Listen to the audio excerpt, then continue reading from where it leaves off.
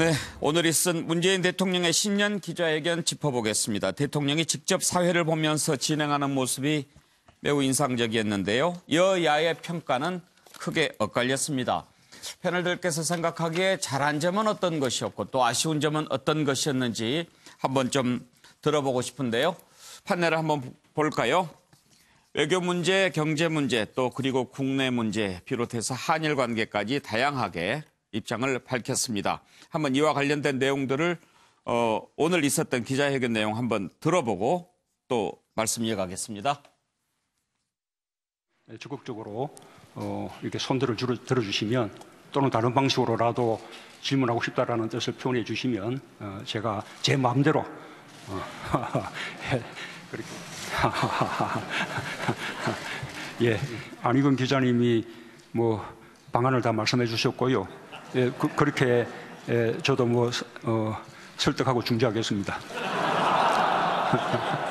국내 정치에 대해서도 외신도 관심 있어요? 예.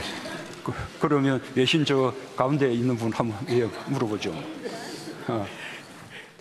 이 자리를 빌려서 20대 남성들한테 하고 싶은 말씀 있으면 하시죠. 제가 기회를 드리겠습니다.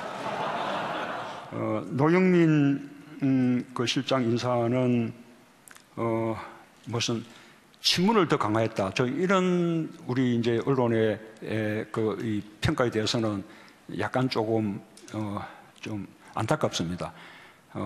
청와대는 다 대통령의 비서들이기 때문에 친문 아닌 사람이 없는데 더 친문으로 바뀌었다 그러면 아마 물러난 임종석 실장이 아주 크게 섭섭하지 않을까. 그렇게. 김정은 위원장의 그 답방은 북한 지도자가 우리 서울을 방문하는 것이 사상 처음 있는 일이기 때문에 그 자체로서 남북 관계에 있어서 대단히 중요한 정말 대전환의 계기가 되리라고 생각합니다. 그리고 또 김정은 위원장이 직접 약속하고 발표했던 일인 만큼 저는 반드시 실현될 것이라고 믿습니다.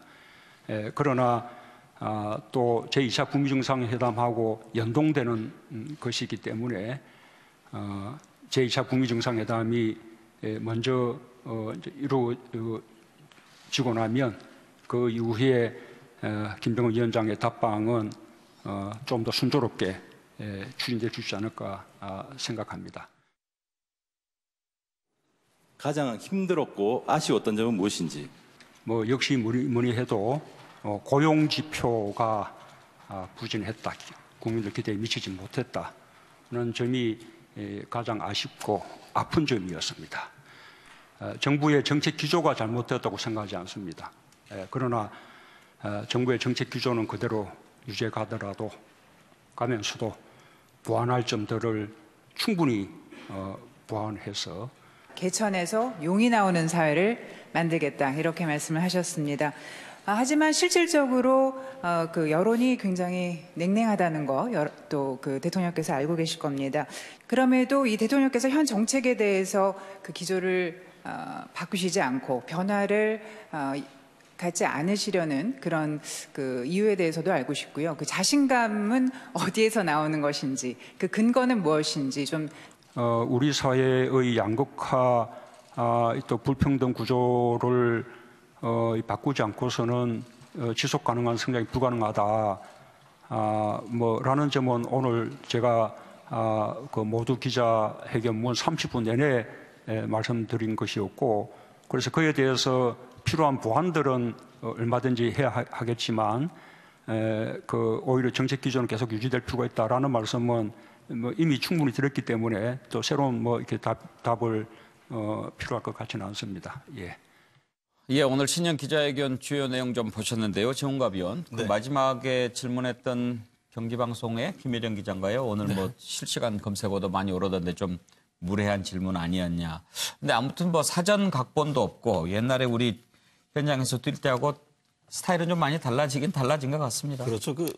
대통령이 직접 이렇게 지명하는 자체가 처음으로다가 예. 본인이 직접 사회를 보면서 하는 게 색다랐는데 저는 이번 보면서 어쨌든 대통령이 그 민생을 강조한 부분이 상당히 와닿았습니다. 한 35번 이상 경제에 대해서 언급을 했고 그리고 어쨌든 뭐 대북 문제에 대해서는 속 시원하게 궁금증을 얘기해 줬는데 예. 이제 민생 경제 활성화하려면 사실은 이제 몇 가지가 있습니다. 노동 문제라든지 규제 문제인데 그런 규제 혁신이라는 게 간단하지 않거든요. 사실 대통령이 주도해서 아주 적극적으로 해도 굉장히 쉽지 않은 부분인데 그 점을 좀 더 강조했으면 했는 거로. 그다음에 결국에는 이제 모든 것이 이제 법으로 입법받아야 되는데 국회와의 소통이 굉장히 중요합니다. 그래서 여든 야든 간에 그런 점들을 좀 더 포인트를 뒀으면 훨씬 더 박수를 받지 않았을까 그런 생각을 해봅니다. 정일함 교수는 오늘 어떤 점이 좀 인상 깊었습니까? 저는 어쨌든 성장과 혁신, 뭔가 어떤 그 성장 담론을 반복하고 강조했다. 그 성장 담론을 지키지 못하면 국민의 지지를 얻기가 어렵거든요. 그런 면에서는 경제 기자회견이라고 할 만큼 저는 의미가 있었다고 봅니다. 예. 그러나 그런 부분은 긍정적으로 평가하지만 여전히 소통과 협치라고 하는 부분에 있어서는 의지가 좀 부족해 보인다. 예. 자, 당장 앞서도 얘기 나왔습니다만 개혁입법 2년째 빈손입니다. 자, 정치는 당과 국회가 중심이 돼서 가야 됩니다. 실질적인 의미, 기자회견이 소통이 아닌 것이고 여와 야당을 아우르는 소위 이른바 실질적인 소통과 협치가 집권 3년차 국정운영의 중심 키워드가 되었으면 하는 그런 바람입니다. 황장수 소장께서 오늘 기자회견 점수를 매기신다면 몇 점 정도나 주겠습니까? 저는 70점이요. 70점. 예. 근데 일단 오늘 그 반대 질문이 나올 언론에 대해서 답을 했다라는 부분은 저는 평가를 합니다. 다만 김태우 혐의를 단정적으로 권한 나용령을 덮으려고 그랬다. 이건 청와대가 지금 한쪽의 당사자인데 청와대에서 그런 이야기를 하는 부분은 좀 저는 적절한 것인가에 대해서 생각해 볼 필요가 있다고 봅니다. 예. 김성환 평론가 평가는요? 짧게 말씀드리면 저는 대통령이 직접 나서서 이렇게 직접 소통하는 모습을 보여줬다고 하는 측면에서는 긍정적으로 평가하고 싶고요. 반면에 좀 화끈하게 기왕 소통할 거면 좀 했으면 좋았을 뻔했다. 그래서 지금 국민이나 아니면 야당에서 많은 이제 지적을 받고 있는 게 뭐 예를 들면 김태우 수사관 문제라든가 신재민 전 사무관 문제부터 시작해서 사회 각종 문제들, 현안 이런 것들을 좀 많이 대통령이 얘기하기를 원했는데 그런 부분은 뒷부분으로 넣어가지고 얘기를 좀 제대로 못 들었는데 기왕 할 것 같으면 좀 확실하고 솔직한 얘기를 좀 더 많이 내놨으면 더 확실한 소통의 모습을 보여줄 뻔했다고 생각합니다. 그래요. 좀 더 자주 했으면 좋겠어요. 트럼프 대통령 보면 헬기 앞에서 날마다 하던데 우리도 좀 자주 소통하는 모습 보면 더 좋지 않겠는가 생각하는데 서정욱 변호사는 어떻게 보셨나요? 저는 이 한마디로 긍정적인 점은 각본 없는 드라마. 긍정. 그러기 아쉬운 점은요. 현 정책을 그대로 끝까지 밀고 나가겠다.